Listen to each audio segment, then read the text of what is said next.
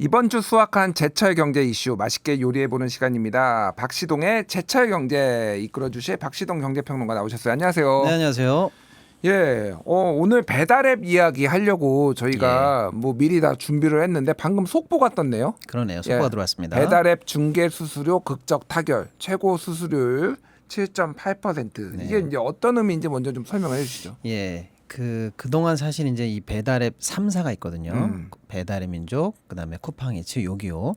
요 3사가 예전에는 정액제라고 해서요. 배달 한 건을 자기네들 앱을 통해서 주문이 들어갔다. 그러면 점주에게 1,000원이라는 예. 정액 수수료를 걷었었는데 무료 배달 서비스가 이제 들어왔어요. 그러면서 이제 배달앱 3사가 서로 이제 우리도 무료입니다라고 해서 이제 무료 경쟁이 들어갔거든요. 예. 그러면 이제 이게 중요한 게 배달 서비스를 하는 사람은 누구냐면 배달 라이더들입니다.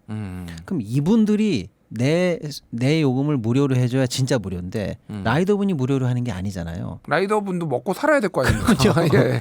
그러면 결국에는 진짜 배달을 하는 사람이 무료가 아닌 것인데 배달 앱에게 접근하는 소비자분들에게 배달 무료 앱이라는 무료 배달이라는 이제 광고가 들어간 거지 않습니까? 예.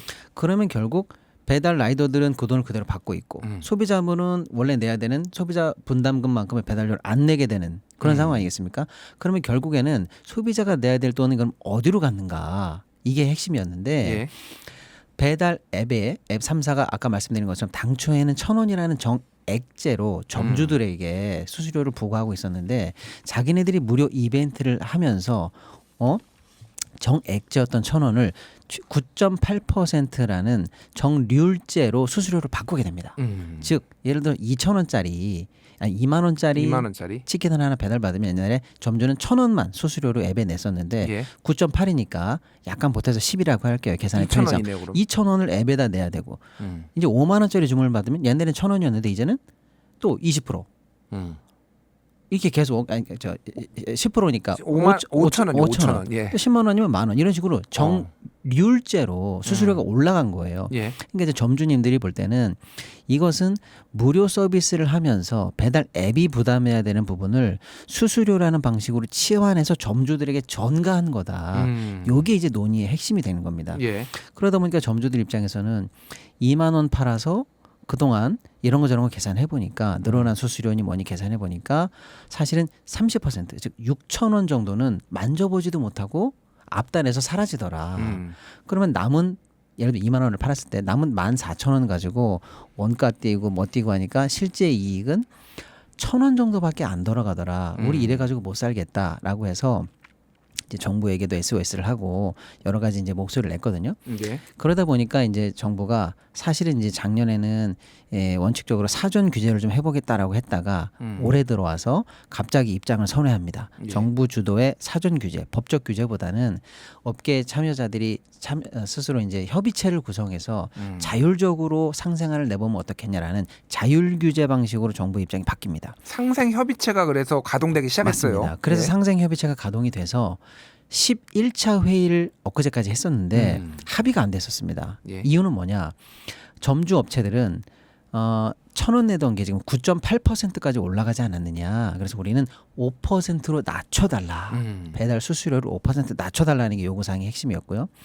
이 상생협의체를 주관하고 있던 정부와 정부 입장을 반영하는 이 공익위원들이 좀 있습니다. 예. 이분들은 중재를 할 때 이분들 생각에는 적어도 6.8%까지는 배달 수수료가 낮아져야 되지 않을까라고 해서 중재 원칙을 가지고 상생협의체가 시작이 됐는데 배달 앱 시장을 점유하고 있는 이 독점 기업 3개 특히 배민, 쿠팡이츠는 최고 수수료율 9.8%를 그대로 유지하되 일부 구간에 걸쳐서 영산분들에게만 조금씩 수수료를 낮춰가는 이른바 차등 방식을 자기네들이 생각하는 상생안이다 이렇게 이제 11차 회의 동안에 냈어요. 예. 그러니까 이제 이 중재 원칙에도 모자라고 또 점주들이 원하는 5%에도 모자라고 하다 보니까 최종적으로 합의가 안 됐었는데 오늘 지금 방송하기 불과 한 10여 분 전에 일단 합의가 됐다라고 해서 속보가 나왔는데 예. 합의안을 보니까 이겁니다.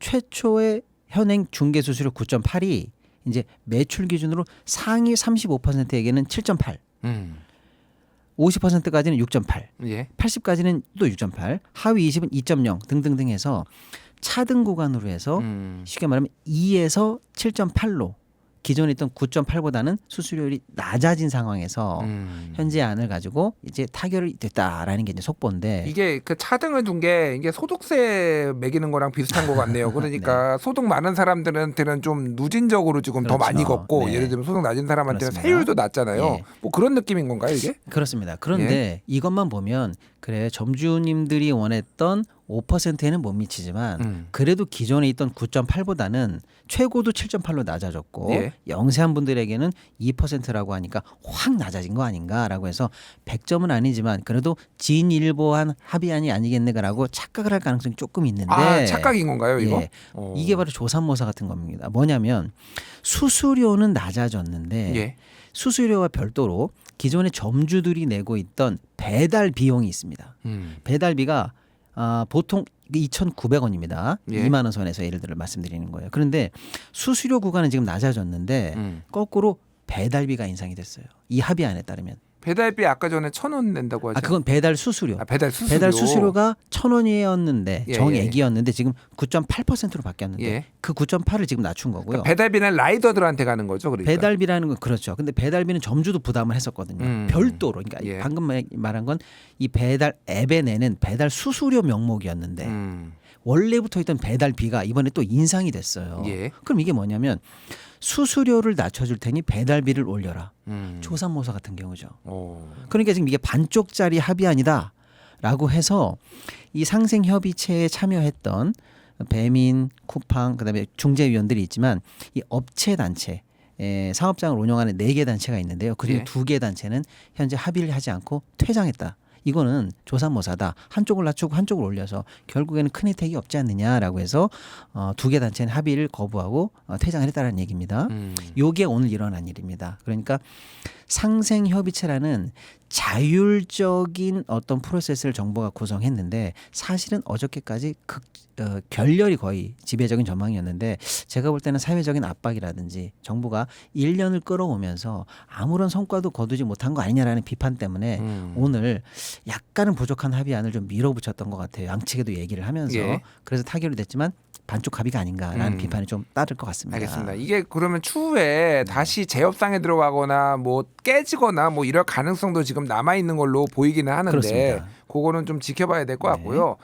자, 이제 자영업자들 얘기를 좀 해봐야 될 것 같아요. 뭐 요즘 이제 자영업자가 어렵다라는 얘기는 여러 통계 지표로도 뉴스로도 많이 나왔습니다. 네. 근데 이제 특히 오늘 이제 여기에 좀 수수료, 배달비 여기에 좀 집중을 해볼게요. 네. 아까 좀 잠깐 언급을 하셨는데 한 30% 내가 판매하는 비용의 한 30%가 요 관련 비용으로 나간다라는 네. 거잖아요. 그러니까 앱과 뭐 배달 비용으로. 맞습니다. 좀 예. 구체적으로 설명드리면 이해하기 쉽게 2만 원짜리 치킨을 팔았다. 점주 입장에서 그러면요. 중개 수수료라는 명목으로 배달 앱에게 9.8%가 나갑니다. 예. 쉽게 말하면 2,000원 정도죠. 그리고 결제 수수료가 600원은 3%또 나갑니다. 예. 그리고 배달비 점주가 부담하는 배달비가 예. 2,900원이 나갑니다. 그리고 부가가치세가 또 역시 10% 나가고요. 예. 그러다 보니까 예를 들어 2만 원을 팔면 6,006원 30%죠. 30%가 그렇네요. 앉은 자리에서 나갑니다. 그럼 나머지 14,000원이 남는데 이건 원가 개념 이제 원가를 여기서 까야 되겠다. 닭값, 양념값 이런 거 까야 되고요. 예. 임대료, 인건비, 기름값, 그다음에 프랜차이즈 로열티 이런 거 다 떼고 나면 그러니까 남는 게 1,000원밖에 없다. 이런 상황이 되는 거죠. 그렇군요.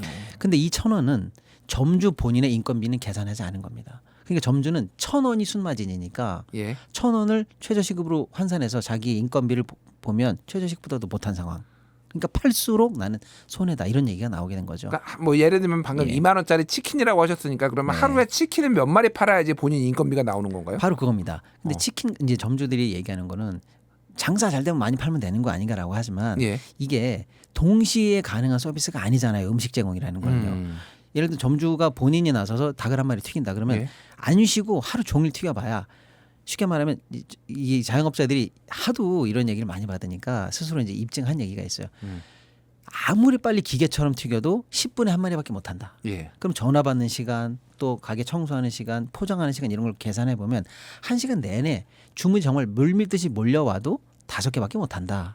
그럼 내가 일하는 시간을 고려해 보면 하루에 뭐 10몇 시간을 일한다고 해도 예. 정말 내가 파는 마진 총 매출 해봐야 뭐 한 50마리 되겠지 않느냐. 쉬지 않고 일해봐야 몇 시간을 일해봐야. 그럼 50마리 팔면 100만 원인데 예. 2만 원짜리라고 하면요. 그럼 아까 얘기한 것처럼 1,000원 남으면 1,000원 남으면요. 5만 50만 원 원이에요. 5만 원이에요. 음. 그럼 하루 일당 5만 원짜리가 되는 겁니다. 그럼 일주일에 쉬지 않고 6일 정도 일한다. 하루 쉬고 6일 하면은요. 30만 원이에요. 한 달 해봐야 120만 원입니다. 최저임금이 안 나오네요. 안 돼요. 안 되죠. 그러니까 예. 거기서 직원을 써서 저 작업 속도 빨리 하면 어떻게 하냐면 그 직원 인건비가 그럼 나올 것이냐. 이렇게 되다 보니까 영상 자영업자들이 작년에만 이런 그 어려운 그 영업 현실을 이기지 못하고 100만 명의 폐업을 하는 현실이 작년에 닥쳤고요. 100만 명 폐업이요. 대단한 겁니다. 지금 자영업자 총 인구는 물론 이제 통계에 따라 다르지만 대충 7,800만이라고 봤을 때 예. 100만 명이 작년에 폐업을 했고요. 그럼 남아 계신 자영업자들의 70%에서 80% 사이가 예. 그래서 월 소득이 100만 원이 안 되는 구간에 있습니다. 그러니까 실제로 전국에 있는 800만 명 자영업자 중에서 100만 명은 문을 닫았고 나머지 한 6, 700만 명이 월 100만 원이 안 되는 소득으로 살고 있고 예. 이러다 보니까 내수 경기의 한 축을 맡고 있는 한 7, 800만 자영업자와 그에 속하는 가구들이 현재 굉장히 열악한 상황에 놓이게 되는 연쇄적으로 내수 부족과 이런 것들과 이제 맥을 같이 하게 되는 그런 상황이 여기서부터 이제 잉태가 되는 거죠. 예.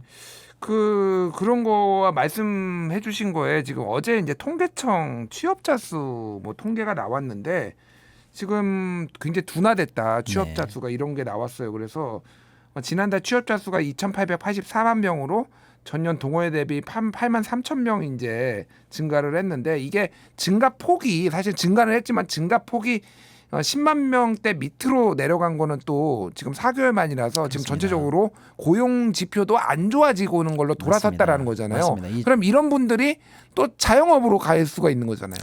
가야 되는데 현재 시장이 녹록지 않지 않습니까? 어. 그러니까 이제 자영업으로 쉽게 창업 못하는 상황이 벌어지는 거고요.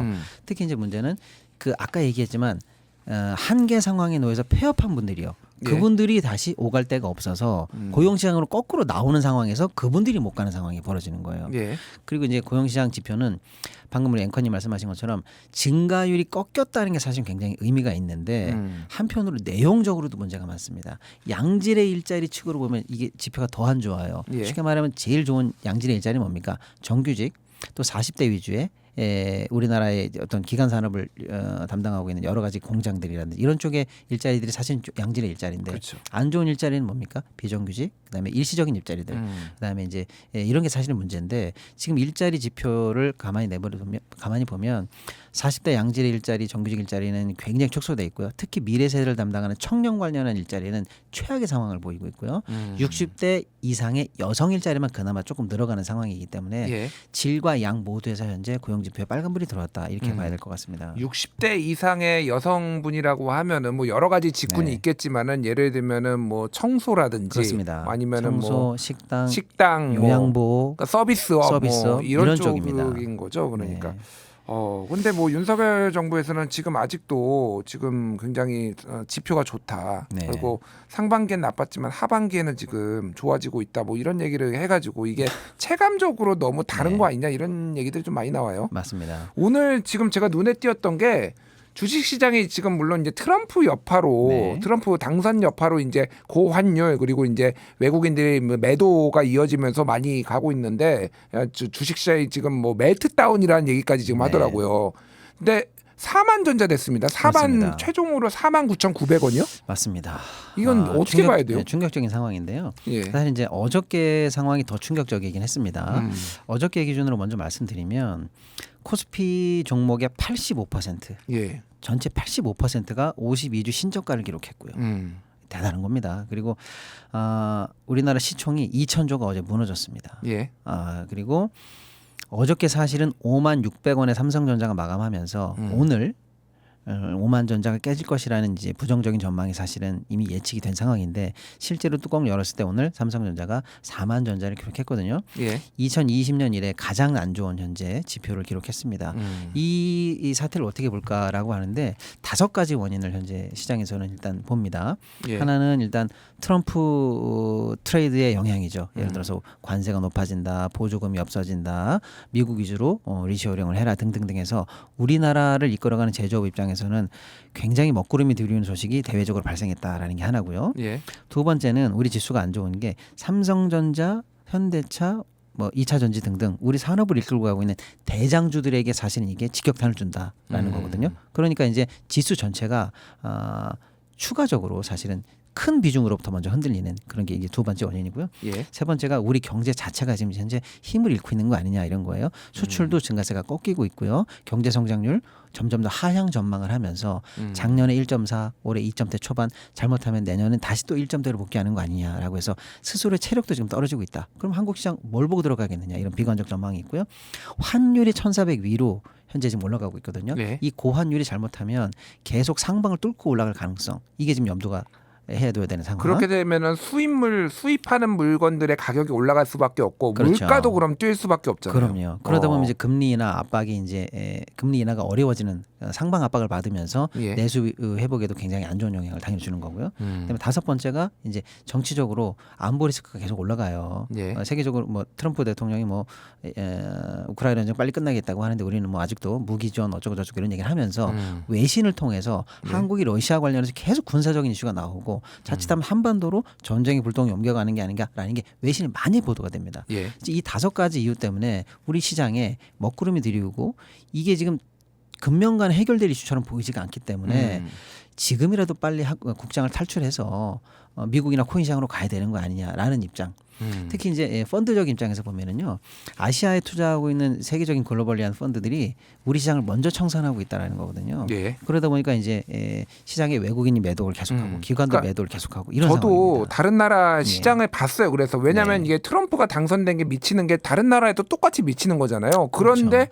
우리나라만 유독 더 네. 다른 나라보다 2배, 3배 지금 영향을 그렇습니다. 많이 받는 게 지표로 다 보이더라고요. 맞습니다. 어. 시장에 실제로 이제 등락폭을 보면 우리가 가장 크게 피해를 보고 있고요. 예. 이런 이제 저희 분석이나 결과치를 또 증명해주는 유수한 기관들의 리포트가 사실은 며칠 사이 계속 발표가 되고 있어요. 그러니까 결국은 제가 예. 궁금한데 그러면은 외국에서는 예. 해외 투자자들은 한국이 같은 영향을 받아도 허약 체질이기 때문에 여기에서 빨리 탈출해야 된다 이렇게 보고 있는 건가요? 그렇습니다. 어. 예를 들면 트럼프 트레이드 관련해서 트럼프의 정책이 만약에 현실화된다고 했을 때 가장 많이 피해를 볼 수 있는 국가 리스트를 뽑으면 우리가 1, 2위를 당연히 중국을 2위인데 예. 중국이 어차피 분쟁 국가니까 그러니까 미국과의 무역 분쟁이 예상된 국가니까 당사자니까 빼고 나면 결국에 남는 건 우리가 사실상 1위국이거든요. 그러니까 트럼프의 관세 정책이라 이런 것 때문에 피해를 많이 볼 수 있는 국가로 우리가 꼽혀 있고요. 예. 실제로 그런 리포트가 JP모건이라든지 유수한 기관으로부터 계속 지금 나오면서 시장에 암울한 전망을 계속 드리우고 있습니다. 근데 윤석열 대통령이 지금 네. 골프 연습을 하면서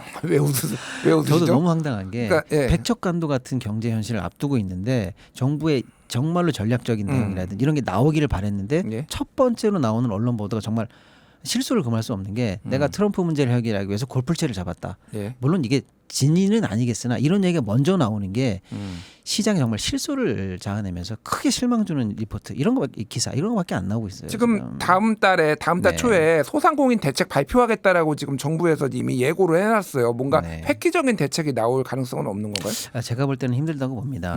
크게 기대하기 어려운 게 방금 저희가 첫 번째 꼭지로 다뤘던 그 상생 협의체를 얘기 들었습니다만은 시장 일각에서는요. 수수료 상한제를 정부가 힘을 갖고 추진하면 5% 못할 이유가 없다 이런 얘기도 했었고요. 그 이 배달앱 3개를 보시면 배민이 시장 마켓 슈어가 60이고요. 쿠팡이츠가 20, 요기요가 15입니다. 합치면 95예요. 엄청난 독과점이 생기고 점주들이 피해를 보기 때문에 온라인 플랫폼 독점에 관한 법률을 빨리 입안을 해서 후발 규제가 아니라 선제적으로 시장을 규정하는 그런 조치를 해달라라는 게 이런 대책들이 필요한데 정부가 지금 이런 것들을 하지 않고 있어요.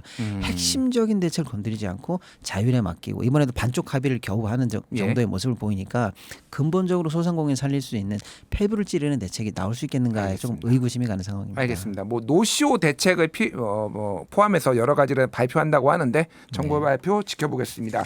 자, 오늘 칼럼 이렇게 마치겠습니다. 박시동의 제철경제였습니다. 평론가님 감사합니다. 감사합니다.